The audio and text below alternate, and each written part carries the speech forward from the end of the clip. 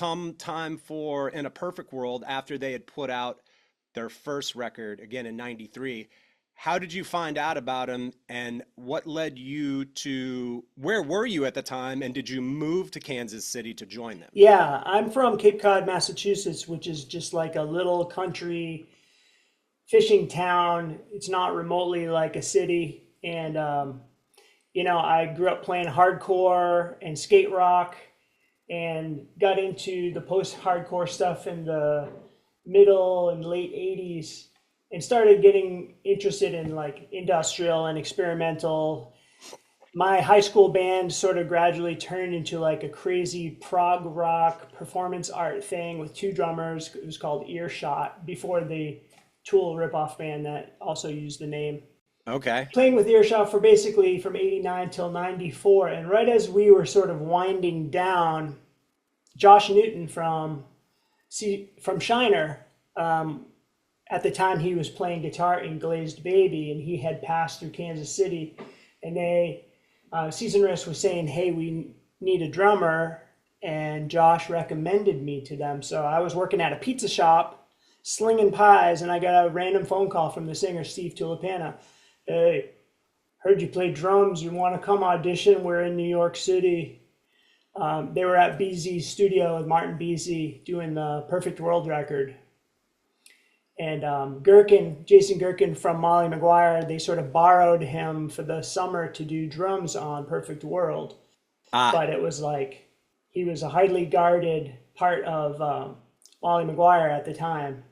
So, because he's just such a beast on the drums. And totally. so they overnighted me a cassette tape, FedEx, and I listened to it. I didn't have a kit in the place I was at, so I just listened and like memorized the parts and sort of air drummed it. And the next day I drove down and did an audition. And that same week they were doing a CMJ showcase and Tim Dow, Another Shiner drummer. Yeah, there's like drummer. the Alan Epley like holy trinity between Chris Metcalf as well, who played in the Life and Times at some point, I believe, had to do something with Season to Risk as well. So there's like he was plucking drummers left and right from that band, which is Yeah, I hilarious. mean, even Alan and Steve at one point made some music together, but every member of Shiner has been in Season of Risk, Wow. literally all of them. And so Tim wrote the first batch of Season of Risk songs on drums, actually, but then he was really more into the Shiner stuff. Hmm. So Tim was going to do a week of shows with them from New York back to Kansas City, so they could get home and also so they could get their acts together. And so they called me and like, you got the gig. I went and saw them with Tim Dow playing drums, and I was like, oh my God, what have I got myself into? This dude is a monster. He's such a monster. And they played a Scratch Acid cover. At that time, this is 1994. Not a lot of people even knew that band, so I was like, oh, I'm in the right place. And me and Steve hit it off talking about the Swans and Black Flag and Big Black and what was happening at that time. And so for a week, I jumped in their van and went back to Kansas City, watching Tim Dow play their set every night, and just like studied his weird flat tom setup and his just unbelievable playing, and just basically set it to memory. And then I had a week of rehearsal with them in Kansas City, and we were on tour for 3 months with Unsane after that. Wow. So it was a serious crash course. Wow. And so I did that tour. I went home over the holidays because I wasn't sure, that was sort of that was my trial period. I went home and did a record with a band called Iron Right Mangle, which is Joel Hamilton from Studio G in Brooklyn, Hmm. Josh Newton, and bass player Richie Toomer. And then Steve Tulipana calls me again. Hey, dude, want to go on tour? We leave in 3 days. Oh, And I was like, what? Yes. So I was like, I quit my job. I got a plane ticket. I flew to Kansas City. I rehearsed for a day, and then we were basically on tour for the next 3 years straight. Whoa. We did another tour with the Unsane, which we got home for a few days, and then all of a sudden they were like, "Hey, you got picked up for the Monster Magnet and Corrosion of Conformity tour all summer for 1995." Damn. And yeah, so we went from small club shows to suddenly playing some big halls and arenas, and I just sat and watched Reed Mullin every night, who is another legend. Dude, I'm so glad to hear you say that because I talk about him all the time. The time that I got into him was when Blind came out, and that was 91. So of course you've like I mentioned everything else that was happening in 91 between the grunge movement and everything, but you still had metal records and obviously Metallica put out their record that year all the way down to like bands like Death putting out crazy stuff. But when I heard Reed Mullins drum in particular on the Blind record, that affected my playing. I think still to this day, there's still some licks that I play and I'm like, shit, that's just embedded in my DNA, man.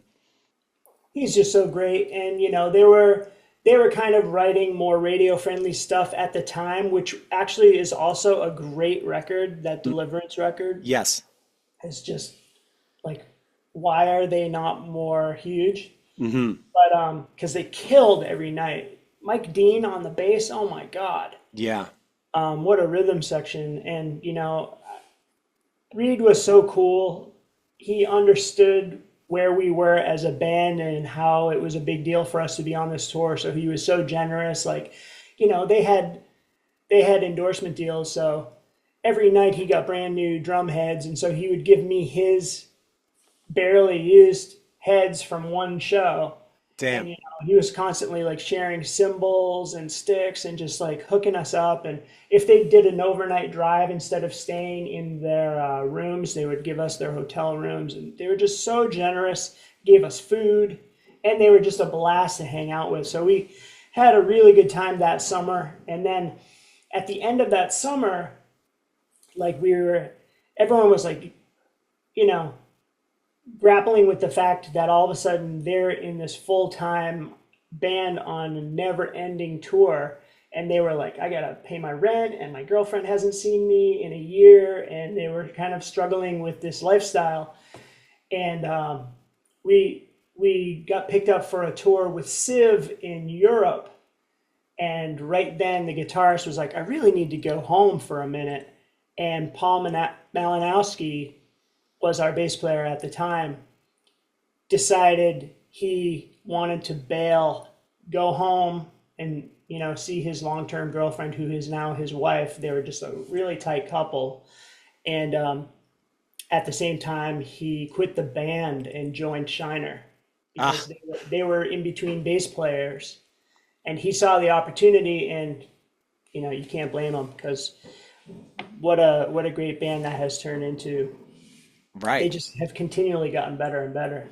It's So that unbelievable. sort of slowed our roll for a minute. That was the beginning of 1996. Mm. And at that time, immediately we got Josh Newton to play bass. Also Shiner. Yeah.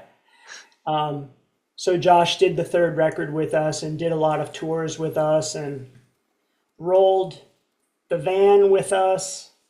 Uh-oh. Did anybody get hurt in that? I broke the windshield with my face, Damn. but I didn't feel hurt. Um, I was a little dazed though. Yeah, it was like January in Minnesota, and we hit a notorious patch of black ice Ah, on a really windy day. We came out from under a bridge, and the wind just hit the front end of the van and just spun it on the highway, doing 360s, and then we fell over into the median, and eventually a tow truck came and that night and righted the van, and we ended up driving it for another year and a half or so after that. We didn't realize that the frame was completely broken in half. oh, damn. The cassette deck had not worked for like a year, and right after the crash, when we righted the van, we started it up, And the tape player was working, so we were like, oh, that's how you fix it. Got jams again. Hey. Yeah. Yeah, that's a lot of history and all that. I was looking at bands kind of in the mid '90s that were maybe a little more of the sort of techie kind of hardcore, like Breadwinner and Dazzling Killman, and some of the records that they put out in '94. And then you have somebody like Soundgarden putting out Super Unknown the same year. What were aside from the whirlwind of you joining the band and going on tours and everything? You listed some of the bands that y'all played with. Were there any other bands around that time that you were especially digging? I mean, we definitely played shows with early Dazzling Killmen, Don Caballero, Yeah. Fugazi. Wow. We were lucky to play with Jesus Lizard and Killing Joke and Prong. Damn. As a young band, that Prong show was before my time. And, Jesus Lizard a couple of times. Got to see them a lot back in the late 80s. I lived in Providence at the time, and for a little while, I was living in Providence right at the height of that noise rock thing that was happening. So I got to see like early Helmet and Laughing Hyenas and Jesus Lizard. So, and of course, yeah, in the van, we were listening to Breadwinner 100%, Table, Nice. the early shellac stuff. Yep. We would hook the bass cab, it's like a 215 cab behind the couch of the van Yeah. into the stereo, wired it to play from the stereo, and then we would also be blasting like Snoop Dogg in the van, like full volume. We got some cheesy like ground effects lights on the van and some lighting inside the van and pimped it all out. So it was like a chill space. It was pretty fun. Wow, man. You mentioned playing early shows with Helmet, yet another 90s drummer that had a massive, massive reach of influence in John Stanier. And another guy that I admittedly, I believe, and I told him this much, still have some of his playing in my DNA as well.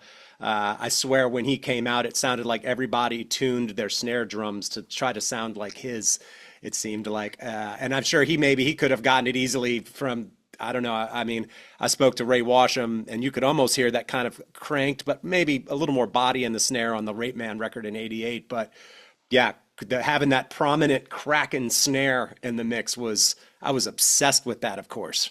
Yeah, we definitely imitated that immediately when it happened. And same with Ray Washam. I mean, I was lucky to see them in Boston. I immediately went home and added a second snare to my setup with Nice. a piccolo tuned super high on the left. And I did that for a couple of years until I finally lost track of where it went.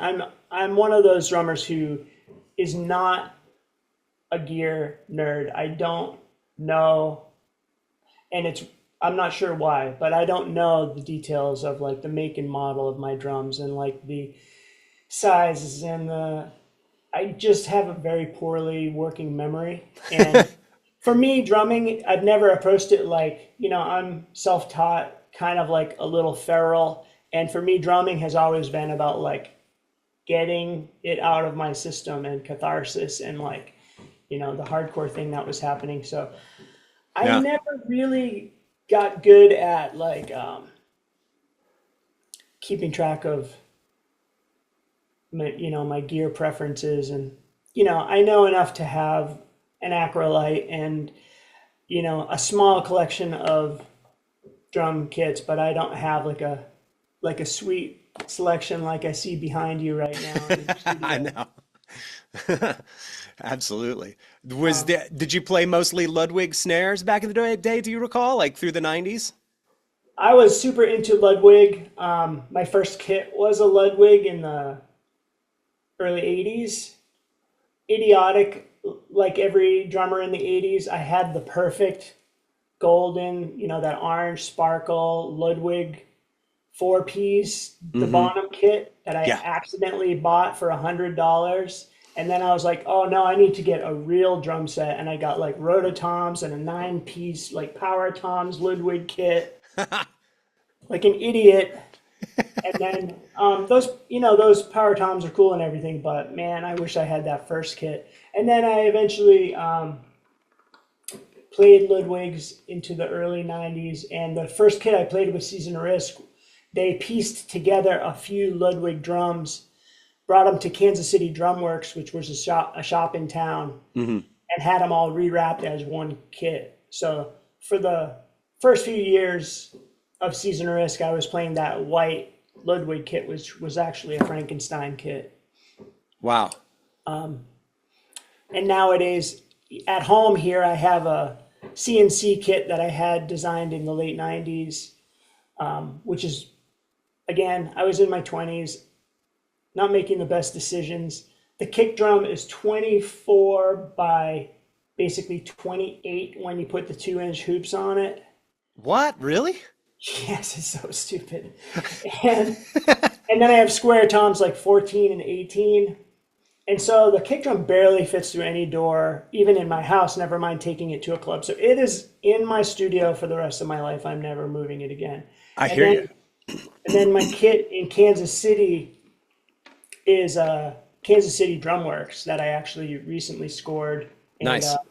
with a Kansas City Drum Works snare, which is really, they make beautiful stuff. Awesome. But I do love Ludwig, absolutely.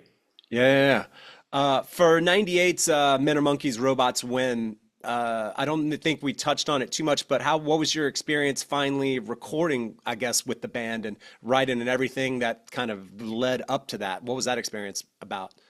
For a year or two, we recorded demos at a local studio, and we had done some like a one-off songs for comps and stuff, or 7 inches.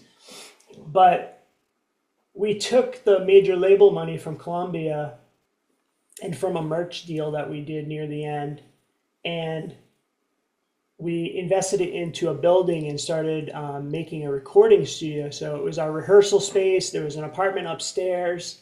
We rehearsed and built the studio at the same time and wrote this new record all at the same time. Wow.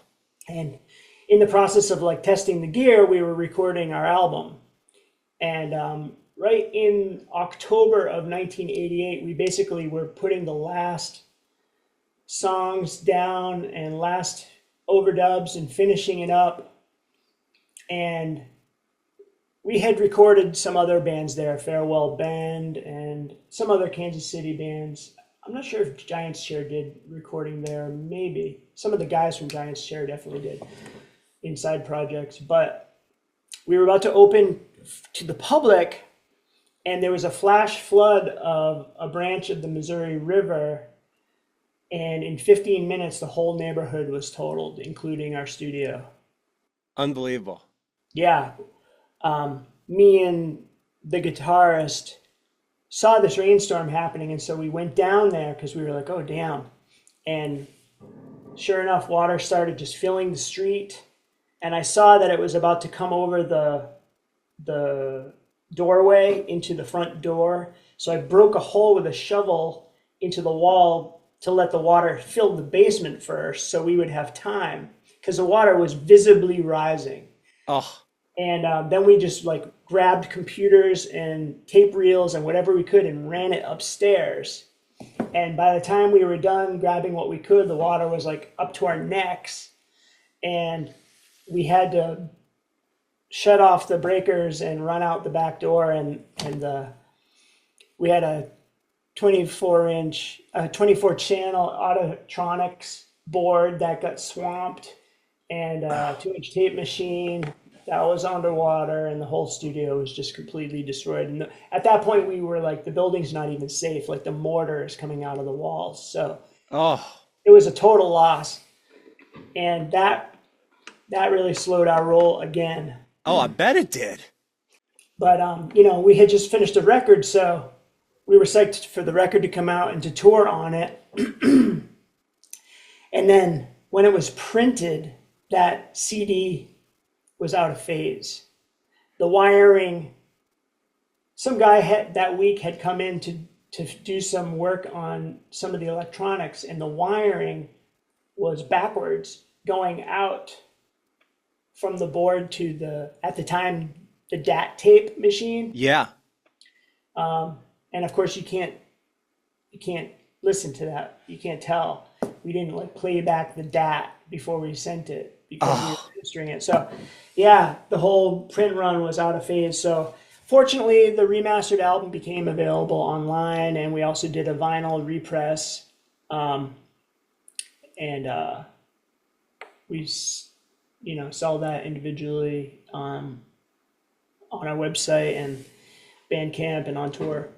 wow. I mean, once y'all realized, I'm assuming once you sent that data out to whoever you were working with on it, they were like, guys, this is out of phase. And what can you do about it at that point?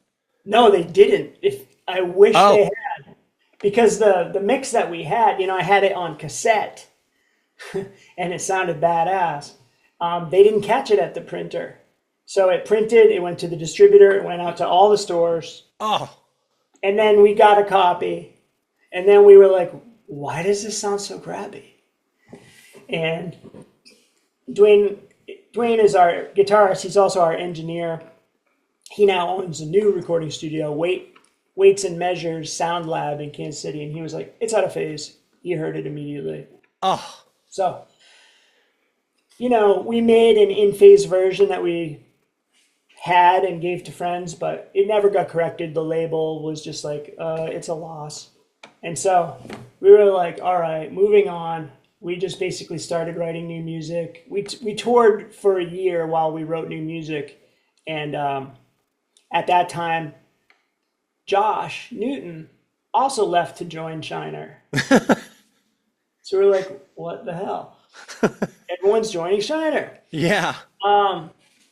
And so at the point we had started adding a lot of electronics and synth and keyboard and some loops and stuff, and really needed it to be a 5-piece so that Steve wouldn't have to try to play guitar and sing or trigger samples or, play keyboards. And so we added 2 guys to replace Josh, became a 5-piece, and that's been our lineup ever since 1999. Wow. Holy moly, that is a series of incredible stories, and I'm realizing we left one out that was didn't affect y'all quite so close to home, but there was the 2008 Universal Studios fire, and weren't there some of your masters, Season of Risk masters, burned up amidst like thousands of other ones? Yeah, both of the first 2 album masters were in that fire. Damn, dude. Sony searched for backups actually even recently because we're doing some remasters soon of both of those records in the next year. And yeah, they're gone. Man, y'all have had some shit luck, if I have to say.